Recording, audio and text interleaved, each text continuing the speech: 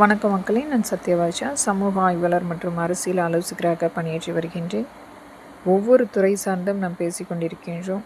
Mutual fund இன்றைக்கு ஒரு பங்கு சந்தையில் நாம் இன்றைக்கு முதலீடு செய்ய வேண்டும் என்றால் ஒரு வங்கி முழுமையாக நம்மை அடிமைப்படுத்தி கொண்டிருக்கின்றது. எண்ணற்ற பொருட்களை கொண்டு வந்து நம்மளுடைய வங்கி கணக்கில் இருக்கக்கூடிய மிகப்பெரிய தொகையை இன்றைக்கு கண்ணுக்கு தெரியாத இந்த பங்கு சந்தைகள் நம்மை ஏமாற்றி கொண்டிருக்கின்றது.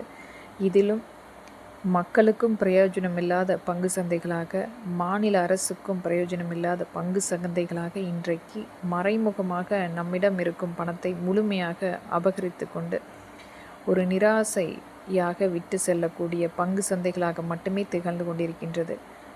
ஒரு மிகப்பெரிய நிறுவனங்களாக இன்றைக்கு ஒரு யூனிட் 10 ரூபாய் என்று நம்மிடம் வந்து விற்கக்கூடிய அந்த முழுமையான பங்குகள் எந்த துறையில் யார் அதற்குரிய மானிட்டர் செய்யப்படுகின்றார்கள், நம்மளுடைய மாநில அரசினுடைய பங்கு இங்கே எந்த அளவுக்கு இருக்கின்றது, அதனுடைய இலக்கு எங்கிருக்கின்றது, இதனுடைய முதலீடு எங்கு சென்றாலும் அதற்குரிய இலக்கு எதுவும் இல்லாமல் இன்றைக்கும் யாரோ ஒரு தனிநபர் நம்மை ஆண்டு கொண்டிருக்கின்றார்கள்.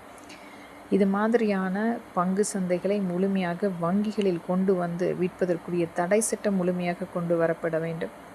இதற்குரிய பிரத்யேக ஒரு பங்கு சந்தைகளுக்குரிய அமைப்பு நேரடியாக நியமனம் செய்யப்பட்டு அதன் மூலம் மட்டுமே இந்த பங்கு சந்தைகளுக்குரிய விற்பனை செய்யப்பட வேண்டும். ஆனால் வங்கி நாம் வைக்கக்கூடிய அந்த சேமிப்பை முழுமையாக கரைக்கும் ஒரு நிறுவனமாக இந்த பங்கு சந்தைகள் இன்றைக்கு மியூச்சுவல் ஃபண்டாக எண்ணற்ற நிறுவனங்களின் பெயரில் மிகப்பெரிய ஒரு டிஜிட்டல் கொள்ளையாக இன்றைக்கு இந்த பங்கு சந்தைகள் ஒரு முறைகேடான ஒரு விளம்பரத்தை மட்டுமே செய்து கொண்டு மத்திய அரசுக்கு ஒரு மிகப்பெரிய பங்கு இருந்தாலும் மாநில அரசுக்கு இன்றைக்கு ஒரு பூஜ்ஜியத்துக்குரிய ஒரு வருமானத்தை மட்டுமே கொடுத்து கொண்டிருக்கின்றது.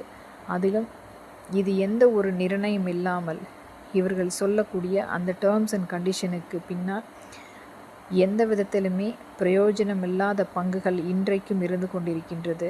எந்த ஒரு செயல்பாடும் இல்லாமல், ஒரு நிரந்தரம் இல்லாத, எந்த ஒரு அங்கீகாரம் இல்லாத முதலீட்டில் எதற்காக நாம் இன்றைக்கு வருடக்கணக்கில் நம்மளுடைய சேமிப்பை எங்கோ யாரோ சொல்லக்கூடிய நபருடைய பேச்சை கேட்டு முதலீடு செய்யக்கூடிய நிறுவனம் எங்கிருக்கின்றது, அதற்கு பின்னால் எந்தெந்த துறையில் இவர்கள் பங்குகளை கொண்டு போய் சேர்க்கின்றார்கள் என்ற எந்த